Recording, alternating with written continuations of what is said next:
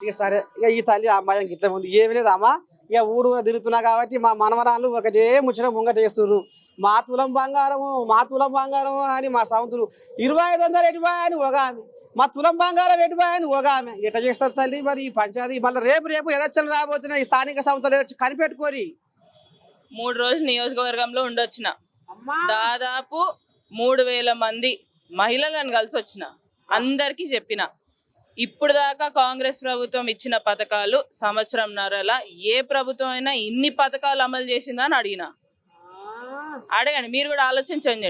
మరి మహిళలకు ఉచిత బస్సు కానివ్వండి, 500 గ్యాస్ సిలిండర్ కానివ్వండి, 200 యూనిట్ల కరెంట్ కానివ్వండి, రాజీవ్ ఆరోగ్యశ్రీ కానివ్వండి, ఇప్పుడు సన్న బియ్యం అసలు చెప్పలేదు పథకం. చెప్పినామా ఎలక్షన్ టైంలో రేషన్ కార్డుకి సన్న బియ్యం ఇస్తామని చెప్పలే కదా, అయినా అమలు చేసినాం. అది పేద ప్రజల కోసం బాగుపడుతుంది, ఉపయోగపడుతుంది. ఎందుకంటే ఇంతకుముందు నేను చెప్తలేను, జనాలు చెప్పిన వీడియోలు నీకు చూపిస్తా కావాలంటే. నిన్న నేను వాళ్ళతో మాట్లాడినా, ముఖాముఖి మాట్లాడినప్పుడు దొడ్డు బియ్యం ఏం చేస్తుండే అమ్మ అంటే అమ్ముతుంటే అని చెప్పింది ఒక ఆమె. మస్తు మంది చెప్పిండ్రు అట్లా. ఒక్క ఆమె మాత్రం కొత్త విషయం చెప్పింది, కోడ్లకు వేస్తుంటే నేను అని చెప్పింది. కోళ్ళకి వేస్తుంటే నేను బియ్యం అంటుండే. ఇప్పుడు సంతోషంగా మంచిగా వండుకొని తింటున్నాం అని అంటున్నారు.